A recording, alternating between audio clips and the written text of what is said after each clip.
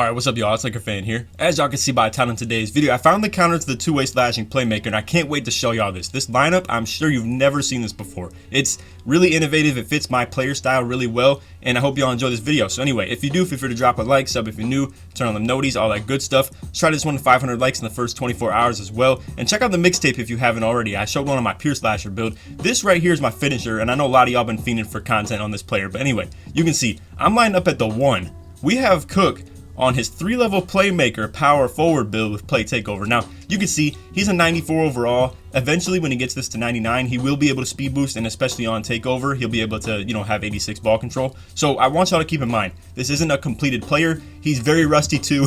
This is his first day back in like 3 weeks. He's been, you know, just grinding this player, but you see what we're going against.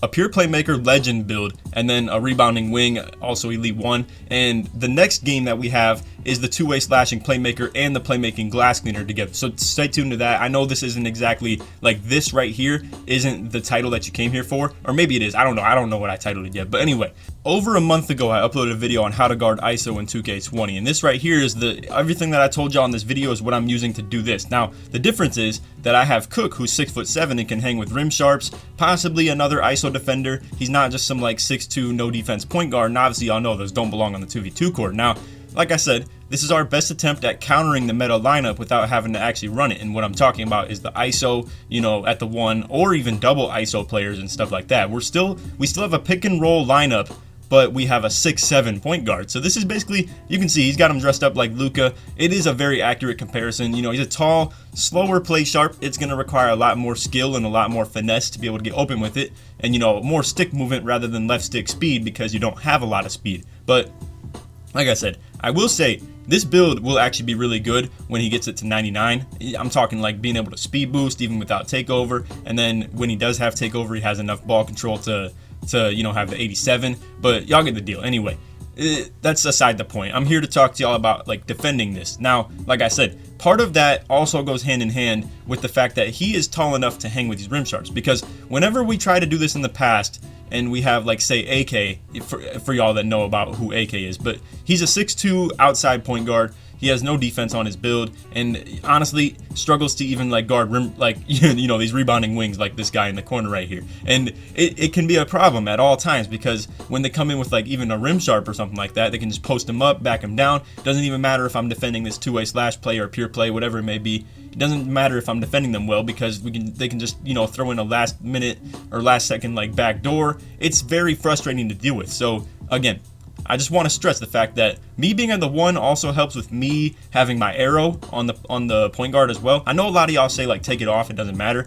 but that is not how that works, bro. That is really not how that works. It still is going to pull you toward whichever defender that you're supposed to be on, and you're going to see later in this video too how arrows can really screw up pick and roll. And it also is another way for us to counter like guarding pick and roll, but we'll talk about that in another video probably. Anyway, you see you're getting so many blocks. Like I have 2 blocks, we have a steal, I get another steal pretty soon here too, and then we keep getting, I think we get another block on top of that, and they keep on getting the ball back off this stuff. But anyway, again, you guys are seeing I'm trying to push him toward Cook, and you can see it does give him problems, but don't get me wrong, I will get beat on some drives, but this is the fact of the matter, y'all. And you would say like, oh, Laker, back up, like he's just rim running you every single time. Here's the thing, he's still gonna do it if I gap him, right? Like if I gap him and like, you know, just play off, he's still gonna get past me. And I feel like to get bumpy and actually like hit him a couple times is a lot more productive than to just sag off by like 6 feet. And I'm gonna give up easy like jump shots as well. Like I said, this dude's a legend pure playmaker. He has probably what I think 24 or maybe even like 26 shooting badges, and I mean that can be quite the problem to guard. But as you guys know, he probably has almost 40 playmaking and still has good finishing as well. And at 99 overall as a pure playmaker, he still has contact dunks too. So this is a tough guard right here. It's honestly even tougher to guard than the two-way slashing playmaker, but the con to the build is obviously, you know, the fact that its defense isn't quite as good, and that actually came back to like haunt these guys a little bit, the fact that his defense isn't all that great. But anyway, again, I want to stay on topic of like, you know, how to guard this stuff, and also like I said a couple times how our lineup really benefits with it. But again, you can see I'm playing really tight, and you can see he really wants to get to that left side. I'm telling y'all, like, watch this, I'm gonna run this back, and I want y'all to really understand he really wants to get to this left side right here because I'm cutting him off on it. I'm not letting him get to that left, but look at how he still forces it over there. I'm telling y'all, if you play like where you push them toward their wing, toward their other wing like teammate, it really gives them problems on that stuff. So anyway, you see I check it back out, go back in for the hop dunk, get them both to jump at the same time. If they didn't jump and they weren't in the air like that, I definitely would have passed out to Cook as well. And you know, playing on my pure slasher build that doesn't have pass accuracy upgraded, I gotta say, and I don't know what was going on here, but we actually screwed up pretty badly. But playing on my pure slasher build that has low pass accuracy, I gotta say, passing the ball on this player is actually a whole lot better. Needle threader doesn't matter. If you put it on gold, it still doesn't, you know, speed up your passes. I don't know how many of y'all know that either, but pass accuracy goes hand in hand with your speed of the pass. So just keep that in mind. This player is a whole lot easier to pass out of shots on too with the pass accuracy. You know, having bailout, it helps a lot more too, but you guys get the deal. Anyway, 7-11. They get the ball back again. And again, you can see I'm pushing him toward the wing. He gets the pickup on the, and he was trying to hop right there. Gets the back door from the rim, like, you know, I keep calling him the rim shark, but he's a rebounding wing. But anyway, you get the deal. Cook gets the chase down as well because he has solid defense and he has bronze chase down and all that stuff and gets the nice shot contest right there, even though it was only 3%. Honestly, y'all, this is what I'm telling you. Offense with this lineup is going to be a little ugly. And unfortunately right here, you can see the one horrible thing about this lineup, and if it worked, honestly, it'd be a really fun, great lineup. But the one horrible thing is this right here, where the arrow, and this is why I tell y'all, turning off your arrow doesn't matter, okay? This guy on the backside, the blonde hair dude, his arrow is on Cook right now. And basically, it's got me screening him. And, you know, that's basically my own matchup. Unfortunately, that is the one downside of this lineup, but there is a hand-in-hand thing that goes along with it where we can lock up screen game pretty well too, because it goes both ways, where if Cook guards ball when somebody's running pick and roll on us, Cook can't get screened either because, again, the arrows are just all backwards. I don't really know how to explain it to y'all, but basically, it's like trying to screen your own matchup, and it doesn't let you do that. And the person that you're trying to screen, quote unquote, because of the game, is the one that's sitting in the paint. It's really unfortunate, and as you can see, it's doing it right here as well, where I'm holding B, but it thinks that I'm trying to screen the guy in the paint. It's really unfortunate, but if you like run into your screen, sometimes you can still hit him. But like I said, that is the really unfortunate thing about this lineup. And if it worked properly, this would be a great one to run. And it still is a good lineup. And we have other offensive, you know, facilities we could reach, like the flashy passes and stuff like that, or even like me camping paint and Cook like kind of isoing up. But that one would be a whole lot less consistent. Speaking of consistent, you see this dude Cook was nailing his whites like crazy in this game, and honestly, I really don't have anything to say to y'all about that. Obviously, like I said, this dude, he hadn't been on in like 3 weeks. This is his first day back, and you know, he was just out here grinding this player, and it's been a while since we've played, but we've had this plan to run this lineup for literally a month now, maybe even a month and a half, and he's just been a little away from 2K and, you know, just stuff like that. But anyway, this right here is the final aspect of our lineup right here, and you can see I'm sitting on the wing and I'm trying to get the flashy pass, right? And even though it's 19 points, so it doesn't really matter, but if he plays tight, I'm backdooring. So there's two different ways to approach that. Like I said, if he plays me tight, I'm gonna backdoor, we get the lob. If he doesn't play me very tight, then we get the flashy off. They're probably going to be trying to switch that big down to me every single time, so then Cook dips away from me to the other wing just in case, so I can check it over to him quick on a pass. It's a very interesting lineup, and it creates a whole lot different like content than y'all have probably ever seen. Just at the fact that, like I said, the matchups, as far as like where we line up, they're so weird and so different from like what you've ever seen. Like the fact that I'm at the 1, and you could say it's cheese, I suppose, but again, this is meant to be the counter to the two-way slashing playmaker with the rim sharp, and I think it matches up perfectly. So anyway, moving along to the next game, what we got right here is 2 playmaking defenders. We got the glass cleaning lockdown, who is a legend, and then the two-way slashing playmaker. So anyway, I hope y'all enjoy this gameplay too. If you made it to this point in the video where we're kind of bridging into the other gameplay, put legend in the comments to show your support that you made it to this point of the video, and then I'll have a different comment keyword for anybody who made it to the very end. But anyway, like I said, I'll skip my lineups on the team intros just because y'all know what we're working with. But anyway, to address what we're playing against here, two-way slashing playmaker at the 1, playmaking glass cleaner legend at the 2. Now this is where things get a little unfortunate as far as our matchups go, because now this is where if I were at the big man spot, it would function a whole lot better on defense, because they have this playmaking glass cleaner, the 2, and that means Cook lines up with him. So I'm trying to switch on to him. Luckily, the arrows are like switching pretty early in this video, but you see he beats me to the rim again. Now, this is where I was playing that legend pure playmaker, right? And this dude has probably, I would assume, 24 to, you know, something like that shooting badges. This guy has 20 shooting badges, and, you know, obviously the struggle with a playmaking glass cleaner is that you don't get finishing badges very well, but you do have still crazy driving dunk and solid driving layup. You can still get the long athlete. The problem with the build, and you see, unfortunately, we aren't able to set up the pick and roll very well here, so I'm trying my best to take this in. I hit the LT hezzy, get the hop dunk right here, and fortunately, we get that possession save. But anyway, back to the playmaking glass cleaner. This build lacks finishing badges really badly if you build it the same way that everybody usually does. If you build it any differently and have finishing badges on it, I don't really know what you would possibly have for, you know, the rest of your badge spread. You probably just lack playmaking pretty badly, and right there, Cook tries to get a crab off and definitely doesn't pull it off. But anyway, yeah, the fact that he's a legend and it gives him at the very least 11 finishing badges with contact dunks, and then to still have almost 30 on playmaking, defense, and then like 20 on shooting, it's a crazy build, y'all. I can't wait to see Nut on this build. It's gonna be so insane. But again, you see, it's a really tough guard. I don't know really what to do as far as like play him too tight or play him too far. And honestly, expect for me, if I'm ever guarding that, like, you know, any type of ISO, I'm going to be playing them tight, because this right here, what Cook's doing, look at how, you can say what you want about sagging off, and again, he actually didn't get beat right there, but you can say what you want about sagging off, but it still doesn't do much. I'm talking like, he could have pulled so many jump shots right there. He could have, you know, still ran into the paint and still taken a solid angle. So again,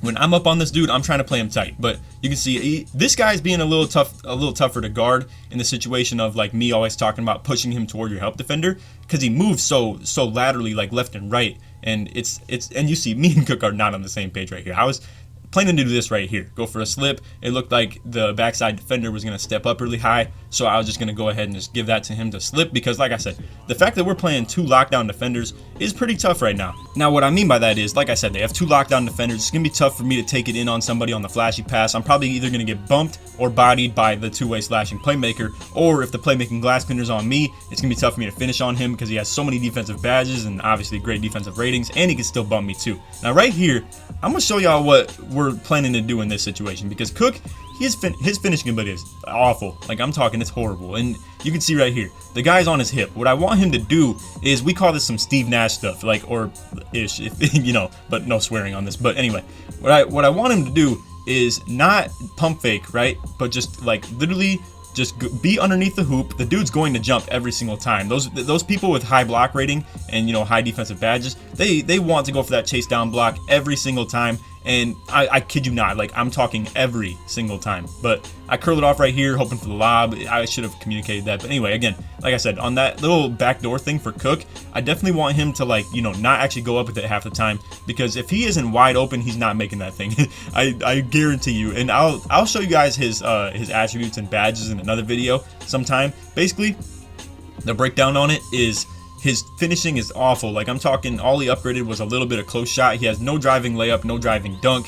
He made this build specifically to fit my player. And as you can see, like with the finisher, I don't really have any shooting ability or anything like that. All I upgraded was 3-pointer, and that'll actually be really convenient when I hit legend pretty soon. Well, not pretty soon. It's gonna be like a month at the very least, but y'all get the deal. I'm trying to switch right here. He rim runs, boom, try to pass it off. You can see they're trying not to let us get that switch off. It's very smart too, don't get me wrong. But anyway, this right here is not exactly the most ideal defense in my opinion. You can see I'm not really engaging in the right situations that I'd like to with him, and you see I let go of him and kind of lose track, and it's that easy. I mean, I'm telling y'all, as soon as you don't play tight on somebody in this ISO stuff, if they're halfway decent or any good at this game, they're going to green every single shot they take, especially if they have extra shooting badges on a build that already shouldn't be that good at shooting in the first place. But again, I mean, boom, 70 mid-range is good enough, and with 20 shooting badges, you're going to cash out and green every single one of them you take.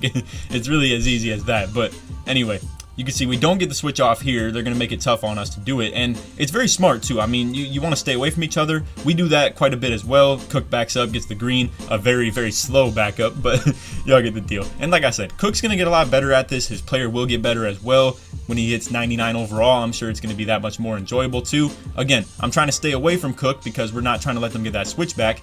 We run that rescreen slip. You all know the deal. They don't have the matchup that they want. Normally I say if they switch it once, they'll switch it back, but this is basically what I'm saying. I'm at the 1. They don't want that matchup on me at the 1, and you're going to see they're going to try to switch that playmaking glass cleaner onto me whenever I get the chance to. And again, boom, he's dropping down to help. Cook gets the green on the wing. This is a beautiful combo too, y'all, because the fact of the matter is I actually want to take the ball sometimes when, say I have a weak matchup, and let's say I have a point guard on me who has like horrible finishing or horrible defense, and Cook's gonna have the big man on him. It's honestly really cheese, but when they do get that switch off right here, it makes it really tough on us to get anything off on offense, and this is what I sort of worry about sometimes. But you see I get the really BS hop right there and make the sort of long range floater 24%, but I get my takeover now. So now I'm just gonna take the ball. We're gonna go crazy with this thing. I would have actually thought to backdoor right there, and I'm really glad they didn't get the switch off because they really should be doing that. And like I said, I would assume they were trying to, but anyway. Boom, two-way slash play, gets the steal on me as I drive. Y'all know the deal. 2 lockdowns. This stuff is mad annoying sometimes, bro. And the craziest thing about it all is these guys have 2 builds that have 20 defensive badges, but really like one of them has 28. But y'all get the deal. And right there, miscommunication. I was trying to switch off. Thankfully, he misses the jumper. And then I don't know what in the world that was right there. We're not even gonna talk about it. Anyway, I want to talk. The 2 lockdown defenders, right? It makes it so impossible because these guys can still both score so efficiently with the ISO and just, you know, the fact that they can make all types of shots. Unfortunately, they're playing like really bad on offense, but like I said, they could score 21-0 on us and probably, you know, end the game just like that. But the craziest thing about it is they're both lockdown defenders with Hall of Fame defensive badges, and this is really what the meta of 2v2 has come to. It's not necessarily, you know, a rim sharp with a two-way slash play anymore. It's literally if you have 2 competent ball handlers like this, you can just take it in at them and, you know, go at the weak link. And in this game and in this situation, it's Cook. But fortunately, they still went at me with the playmaking glass cleaner. Now this is a different scenario because it's a legend, obviously, and you know he has 10 extra badge points in every category. They're probably going to want to go to him no matter what. Right here, Cook gets the 3 off on the wing, misses it. I'm coming back out. We're going to set this back up again and go with this pick and roll. If we both have our takeover on, I think that's what we're going to be doing. But glass cleaners on him. Now they're switching it. Boom. All types of hectic stuff going on. Cook gets another 3 from the wing and misses it again. Like I said, my man's a little rusty. He hasn't been on the game in quite some time. Just cut him some slack. As you can see, he's 3 for 7, 3 for 6 from 3. He is going to work at this build though and like master the craft of this thing. And I think he can actually get away with it pretty well. So anyway, flashy, boom. I'm trying to prevent the switch and Cook comes toward me, and there was a little bit of miscommunication there, but 3 seconds left on the clock. He finally gets the green on the wing. That's game. I hope y'all enjoyed this video. If you did, feel free to drop a like, sub if you're new, turn on them noties, all that good stuff. And as you can see, we actually took him off a streak as well. I think they were on an 11, or maybe it was a 7. I don't really remember which, but anyway. Like I said, I hope y'all enjoyed. If you did, feel free to drop a like, sub if you're new, turn on them noties, all that good stuff. 2 legends exposed in this video. You can say exposed. They were both good games, but anyway, y'all get the deal. We beat 2 different legend teams in this game. Both had ISO, and I'm trying to put y'all on game of how to defend this stuff. Now, I could have put the title as blah blah blah legend exposed, like stuff like that. I don't want to be doing that type of stuff with my content lately. I mean, you know, everybody does videos like that, and I want to put y'all on game with the IQ stuff and also entertain at the same time. I hope y'all enjoy it. I know you guys do too, and I really do appreciate you guys showing the appreciation and telling me that you do support it. So anyway, if you made it to this point of the video, put defense in the comment to show your support that you made it all the way through to the very end of this extremely long video.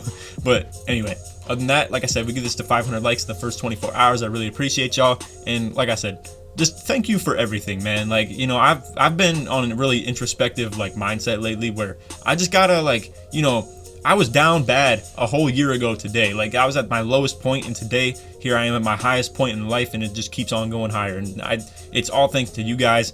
And I know what failure feels like, and I don't want to ever feel that again. So just know, Motivated Laker is still in the building, you know, here in April of 2K20, and it's not going anywhere. So anyway, hope y'all enjoyed.